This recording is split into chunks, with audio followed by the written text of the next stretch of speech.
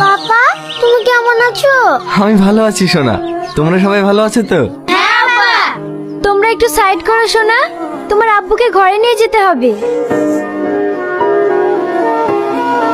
আগুন, তুমি কি কোথাও যাচ্ছ?